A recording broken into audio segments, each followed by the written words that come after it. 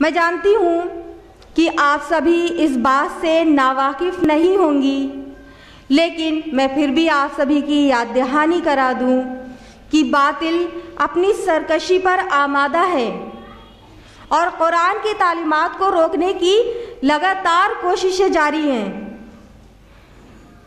कुरान के ख़िलाफ़ गलतफ़हमियाँ फैलाई जा रही हैं और हमारे प्यारे नबी मोहम्मद सल्लल्लाहु अलैहि वसल्लम की शान में लगातार गुस्ताखियाँ की जा रही हैं।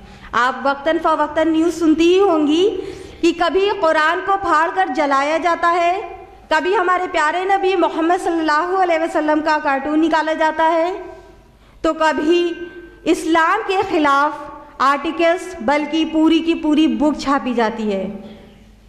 और अभी कुछ दिनों पहले इनोसेंस ऑफ मुस्लिम के नाम से एक फ़िल्म बनाई गई जिसमें हमारे पाक नबी की शान में गुस्ताखी की गई। और बस अभी कुछ ही दिन पहले की बात है कि फ्रांस की एक मैगज़ीन में हमारे प्यारे नबी का कार्टून छापा गया। इस घिनौनी हरकत के एहतजाज में हमारी ऑर्गेनाइजेशन IERO अपने बैनर, पोस्टर और स्टिकर के ज़रिए आवाम में अवेयरनेस लाना चाहती है। तो आप सभी हमारे इस मिशन का हिस्सा बनिए, यही ईमान का तकाज़ा है।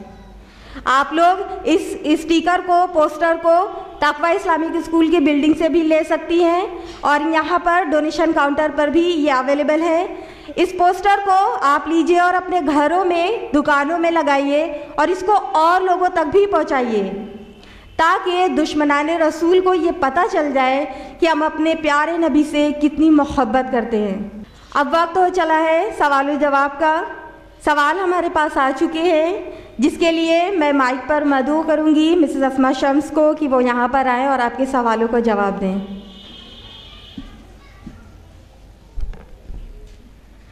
पहला सवाल है, बहन ने अपना नाम नहीं लिखा है। इनका सवाल है कि एक ही माँ बाप के कुछ बच्चे फर्माबरदार और कुछ नाफरमान होते हैं, इसमें परवरिश और तरबियत की क्या गलती है?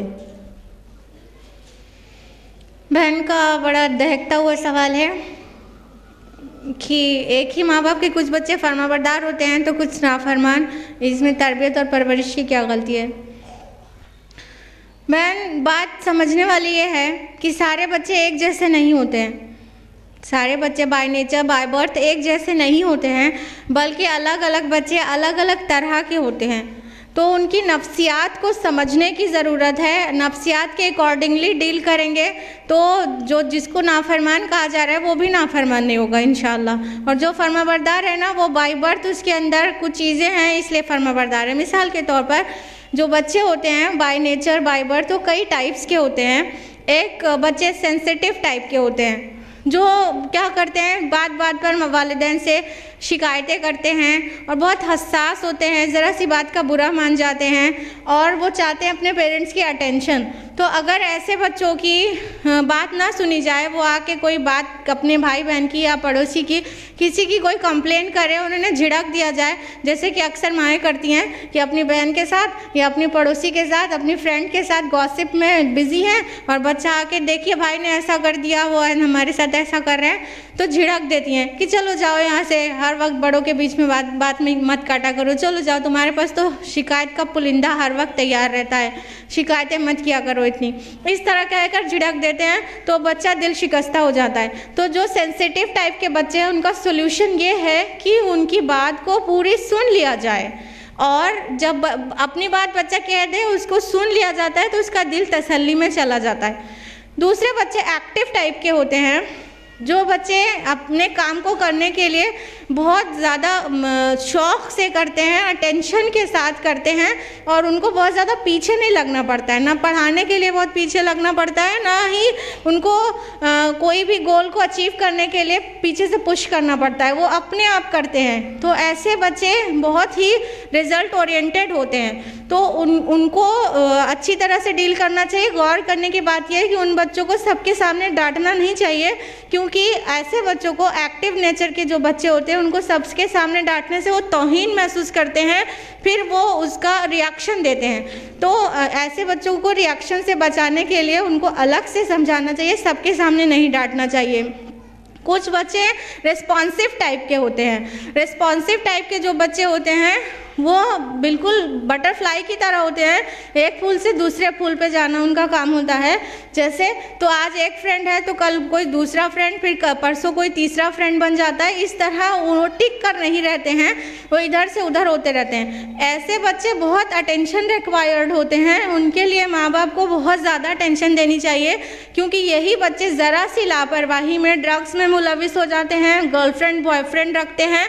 लड़कियां भी ऐसी हो तो बहुत ख़तरनाक मामला रहता है। इन पे बहुत ज़्यादा अटेंशन देनी चाहिए और इनको सेंसिटिव टाइप के बच्चों से कंपेयर नहीं करना चाहिए, तो इनकी इंशाल्लाह तरबियत अच्छी हो सकेगी।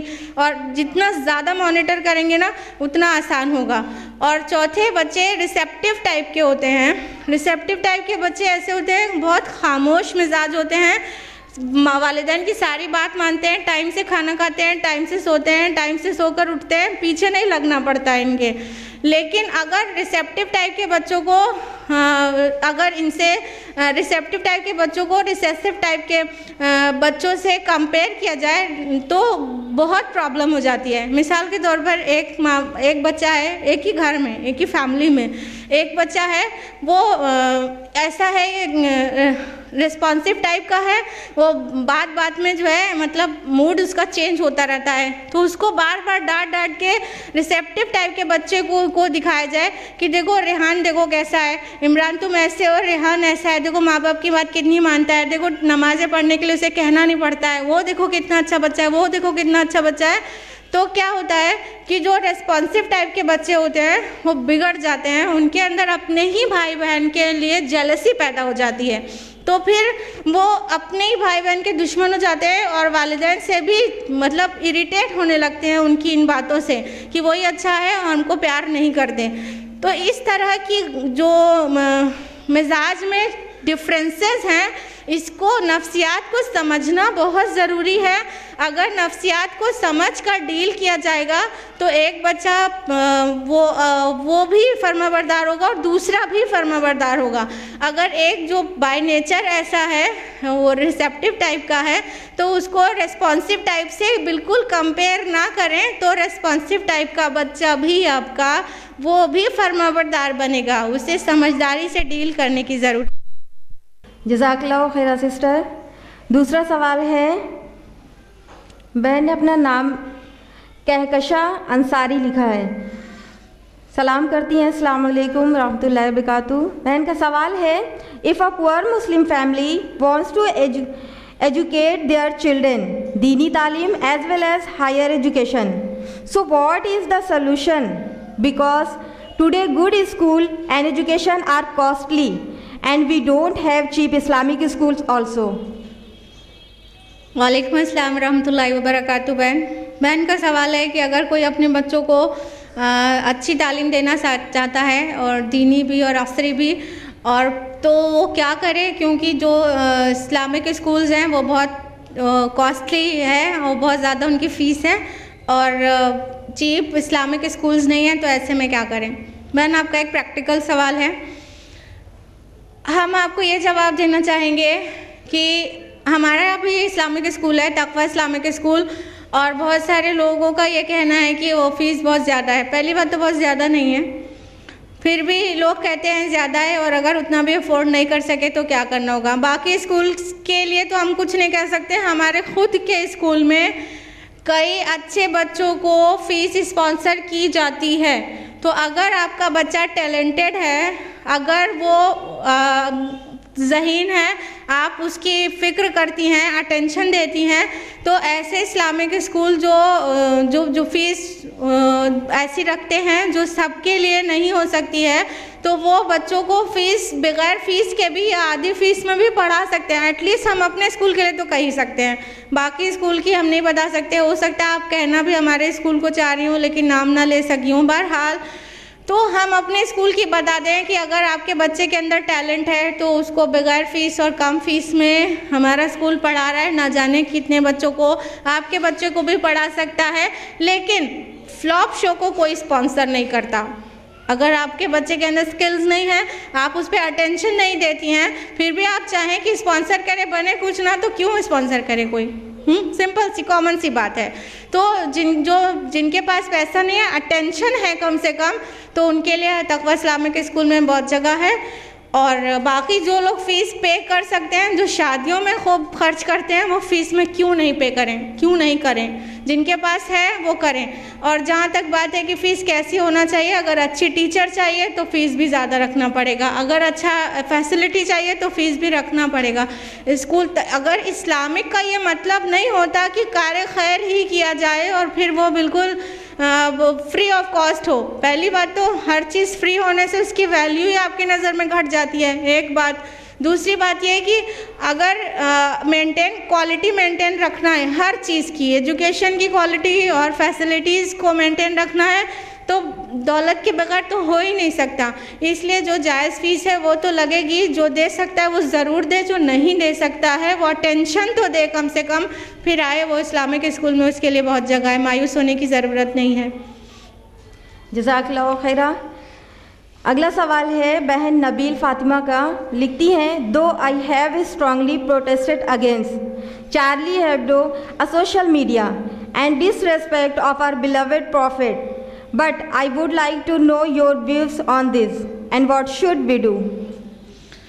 बहन का सवाल है कि चार्ली एब्डो जो भी जिसने किया वो उसके बारे में आपका क्या व्यू है और हम लोगों को क्या करना चाहिए। हमारे रसूलुल्लाह सल्लल्लाहु अलैहि वसल्लम की शान के ख़िलाफ़ चीज़ें की हैं तो हमारा क्या रोल होना चाहिए उसमें, उस मौजू पर।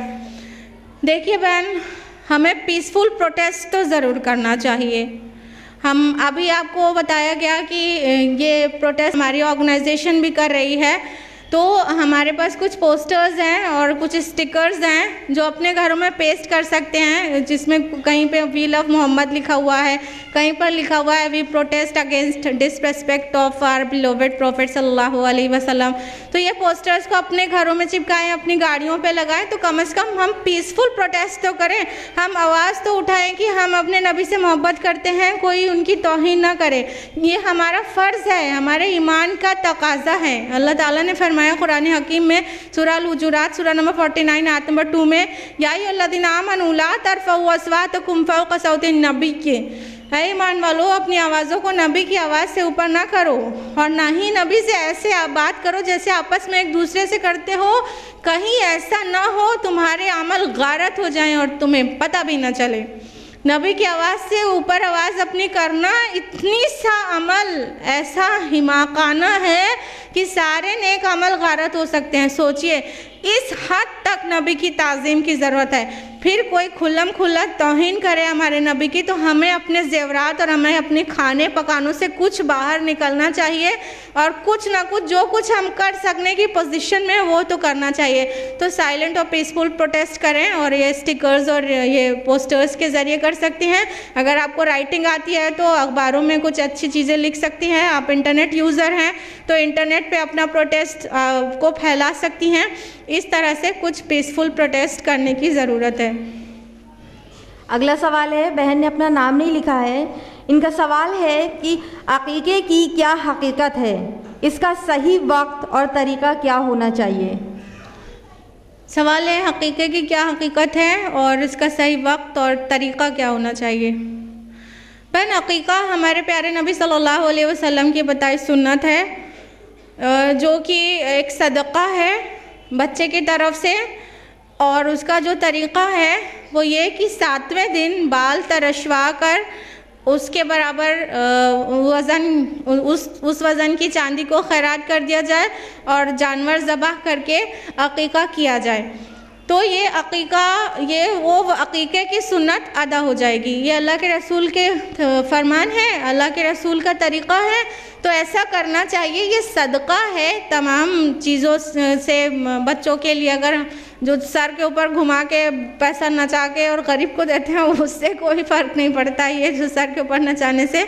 लेकिन ये जो तरीक़ा है ये सेफ्टी के लिए है, सदका करने से आफ्टर ऑल सेफ्टी भी मिलती है, तो ये करना चाहिए। अक़ीक़े का तरीक़ा ये नहीं है कि बच्चे 8 साल के हो जाएं, 10 साल के हो जाएं, फिर जब दौलत आ जाएगी तो डिनर देने की पोजीशन में होंगे तो सारे रिश्तेदारों को बुला सकेंगे, तो ननियाल से एक छोटा मोटा जहेज़ उठा सकेंगे, तब अक़ीक़ा करेंगे। ये